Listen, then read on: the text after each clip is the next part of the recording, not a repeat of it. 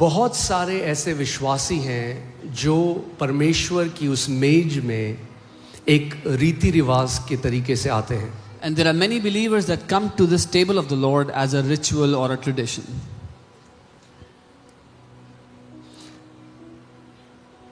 कुछ भी जब आप रीति रिवाज से करते हो तो उसमें कोई सामर्थ्य नहीं. When you do anything because of rituals, it has no power. It cannot transform your life. वो आपके जीवन को बदल नहीं सकता है. Anything done in the kingdom without the revelation is a dead tradition. राज्य में जो कुछ भी बिना प्रकाशन के किया गया वो एक मरा हुआ रीति रिवाज है. और इस बात को आपको समझना है कि यीशु मसीह रीति रिवाजों के सख्त विरोध में था. And this you have to know that Jesus was strictly against such traditions and rituals. और दुख की बात है उसी यीशु को जो रीति रिवाजों का विरोध करने आया, जो धर्म का विरोध करने आया, हमने उसी के नाम से एक धर्म बना दिया. And the sad thing is the same Jesus that came opposing the traditions of man and the religion of man, we have put that Jesus in traditions and a religion. We made a religion for him. हमने उसकी शिक्षाओं का फिर से एक रीति रिवाज, एक ट्रेडिशन बना दी. We took his teachings and made a tradition out of that. अरे वो तो हमें हर धर्म से आजाद करने के लिए आया था. Oh, but he came to set us free from every religion.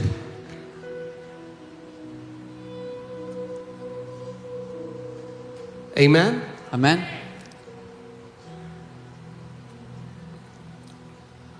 तैयार हो आप वचन के लिए? Are you ready for the word? Okay.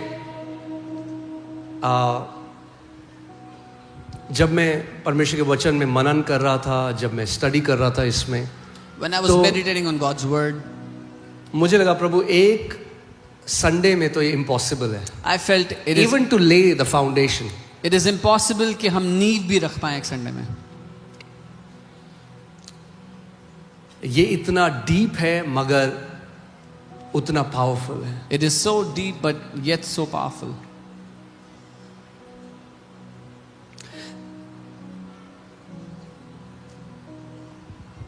जो भीड़ यीशु के पास आती थी, The crowds that came to Jesus, भीड़ की भीड़ उसके पीछे चलती थी. crowds upon crowds came to him.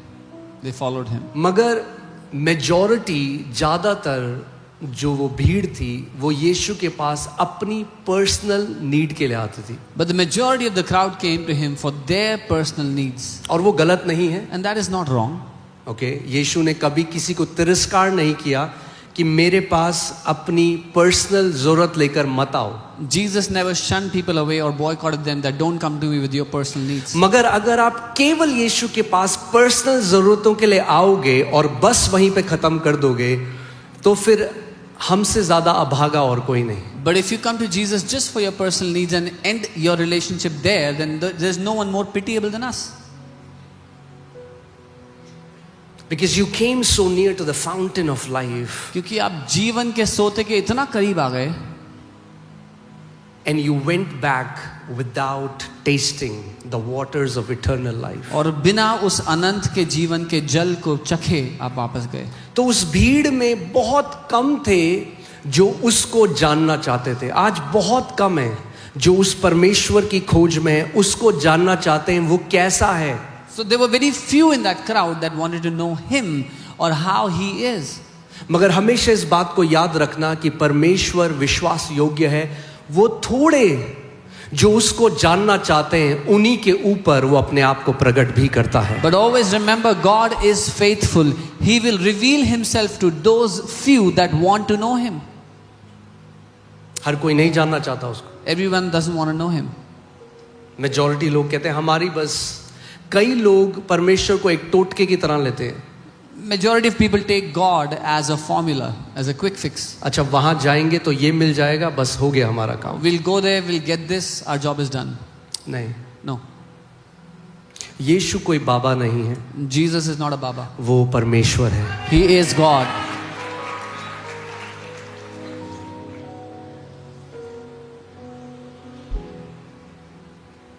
उसका वचन कहता है तू मुझे खोजेगा और तू मुझे पा लेगा जब तू अपने संपूर्ण हृदय से मुझे खोजेगा. His word says, you will seek me and you will find me when you will seek me with all of your heart.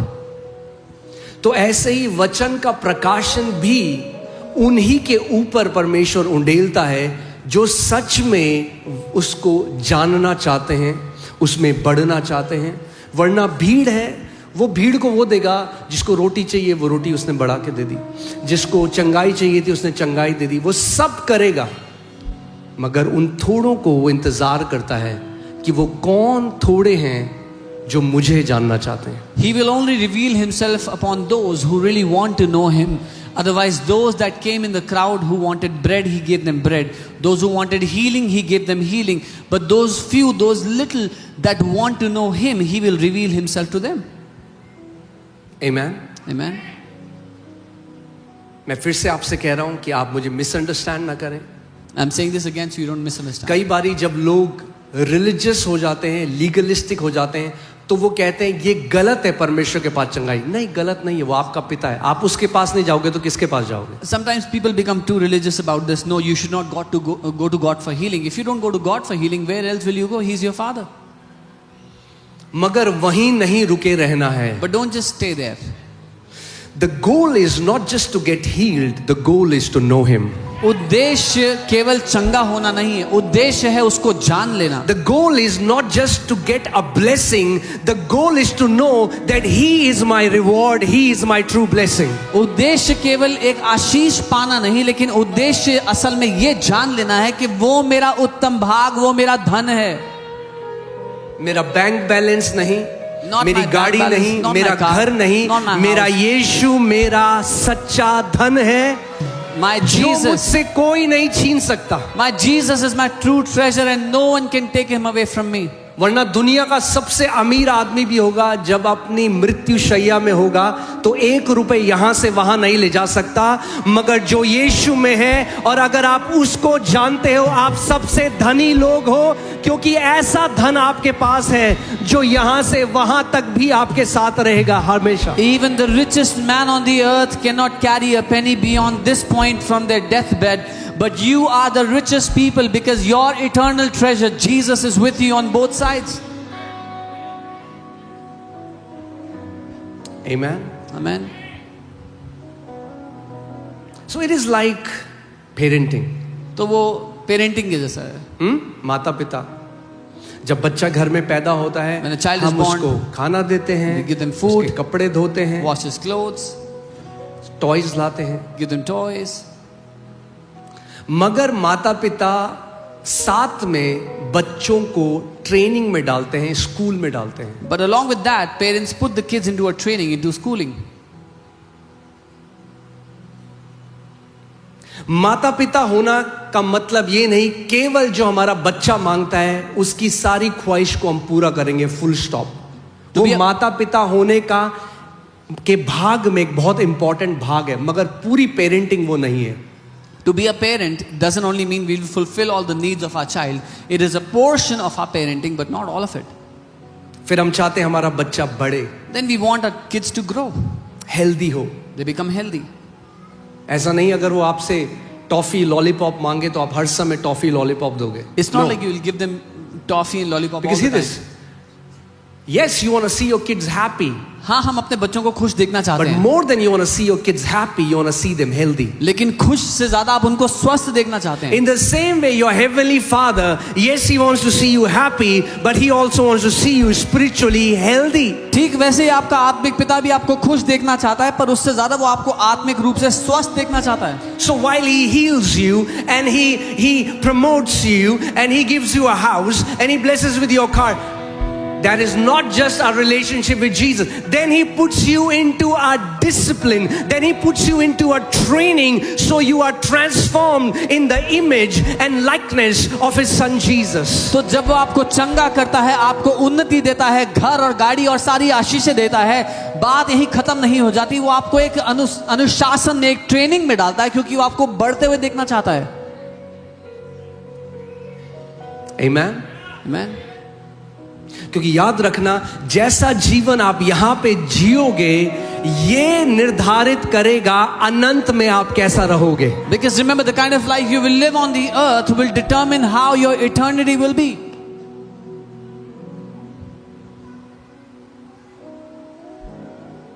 यीशु ने कहा उस भोजन के लिए मेहनत मत करो जो नाश हो जाता है. Jesus said, do not labor for the bread that perishes.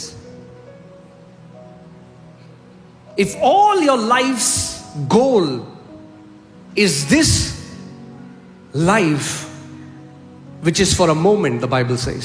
अगर आपके जीवन का पूरा उद्देश्य इस जिंदगी से है जो क्षण भर की है, बाइबल कहती है. वचन कहता है हमारा जीवन उस घास की तरह है जो आज सुंदर है, हरी है, उस पे ओस की बूंदें हैं, बहुत सुंदर लगती है. 2 दिन बाद आप आके देखोगे तो अरे तो सूख गई. The Bible says our life is like that grass which is green today, has dew drops on it, and 2 days later it's dried up. So if you don't have the eternal perspective in your mind, you will use this relationship with Jesus just for earthly things. अगर आपके भीतर वो अनंत का दृष्टिकोण, वो अनंत का नजरिया नहीं है, तो आप यीशु के साथ रिश्ते को इस्तेमाल करोगे सिर्फ इस जीवन की चीजों को पाने के लिए. And you will not desire growth, you will not desire maturity. और आप चाहत नहीं रखोगे बढ़ने की, सयाना होने की, परिपक्व होने की. अभी मैंने वचन शुरू नहीं किया. I have not started. मैं the आपको word. बस I just want to lay a foundation so that you understand. मैं बस एक नींव रख रहा हूं ताकि आप समझ पाओ. Okay? हमें आत्मिक बुद्धिमान होना है. We have to be spiritually wise. Okay? There are people who are wise with their money. लोग The way they spend their money, they are called wise because they know how to invest their money. लोग अपने पैसे में बुद्धिमान होते हैं क्योंकि उनको पता है कि कैसे निवेश करना है. जो लोग अपने पैसों का सही निवेश करते हैं आज, लोग उन्हें बुद्धिमान कहते हैं. People that invest their money well, others लोग call कहते हैं, them अरे wise. वो जब शेयर आया था नया, उसने वो शेयर मार्केट में देखो आज उसके पास, उसने प्लॉट, अगर हमने प्लॉट खरीद लिया होता 20 साल पहले, अब बोलते हैं हम लोग. Yeah. Oh, when that company came, this man bought the shares. He bought a plot 20 years ago. If we bought the plot 20 years ago, we say things like that. तो जो बुद्धिमान पैसे में है, वो उसका फल आगे लेते हैं. So he who is wise with money, they reap the fruit of it later. मगर आपको पता है But you know- पैसे से भी ज्यादा कीमती समय है. More- क्योंकि पैसा आप वापस कमा सकते हो, जो समय बीत गया वो वापस आपके पास आने वाला नहीं है. और याद रखना, अनंत के दृष्टिकोण में सबसे बुद्धिमान स्त्री और पुरुष वो है जिसने अपना समय अपने सृष्टिकर्ता की सेवा करने में, अपने सृष्टिकर्ता के साथ बिताया. क्योंकि वो समय आपका व्यर्थ नहीं हुआ, वो बेस्ट इन्वेस्टमेंट था जो आपको रिटर्न अनंत तक देगा. But more wise than that man is the man or the woman that spends their time in the perspective of eternity, because that time spent with their Lord will reap them a harvest for all of eternity. जितने घंटे आपने वचन में बिताए, जितने घंटे आपने प्रार्थना की, आपने उपवास किया, आप यीशु के चरणों में बैठे, वो टाइम बेस्ट इन्वेस्टमेंट है आपके जीवन का. The hours you spent in prayer, in word, at the feet of Jesus, that is the best time of investment of your life.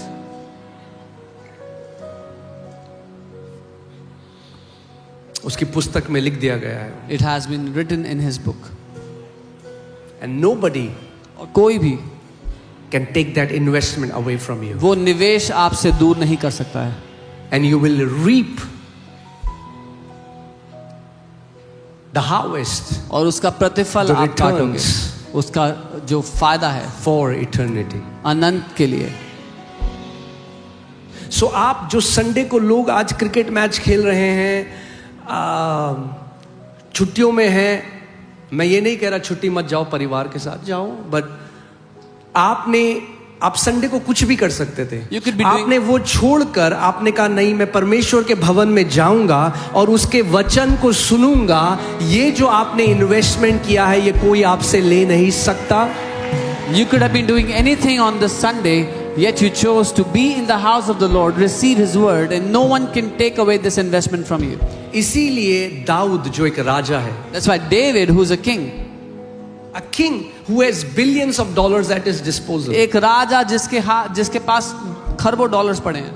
और वो कहता है And he says कि तेरे भवन में एक दिन बिताया हुआ बाहर बिताए हुए 1000 दिनों से ज्यादा उत्तम है। He says a day spent in your house is better than 1,000 spent elsewhere. That means almost 3 years. मतलब लगभग 3 साल, Little less than 3 years. 3 से तो हल्का सोचो, जो 3 साल आपने बाहर किया बेस्ट, और एक दिन आप उसके भवन में आए, परमेश्वर का कैलकुलेटर कहता है कि एक दिन उसके भवन में 3 साल बाहर बिताए हुए से ज्यादा अच्छा है। So the 3 years you spent elsewhere doing whatever, and you spent one day in the house of the Lord, His calculator says this one day is way better than those 1,000 days elsewhere. Come on, think about that. That's God's perspective. ये परमेश्वर का दृष्टिकोण है।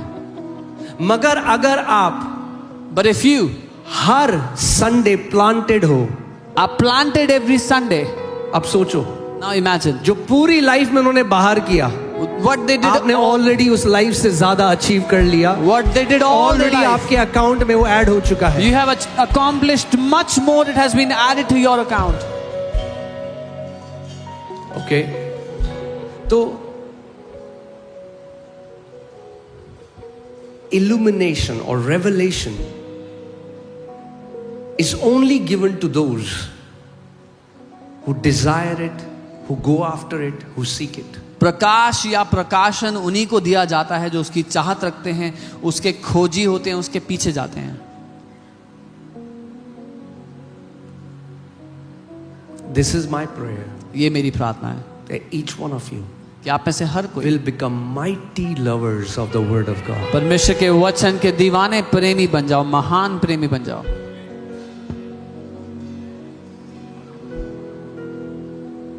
मैंने बहुत सारी books पढ़ी पहले, I read many books at first. मगर जब परमेश्वर के पवित्र शास्त्र को पढ़ा, When I read His holy word,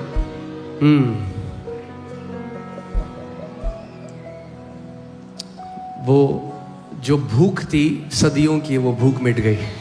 that hunger of ages was gratified, वो जो was प्यास थी satisfied. सदियों की, वो प्यास मिट The गई। thirst of ages was satisfied. जब तक आंखों के आगे से आपका वो पर्दा नहीं हटेगा ना, तो आप सोचोगे ये ईसाइयों की किताब है। Until that veil is taken away from your eyes, you will think this is a Christian book or a book for Christians.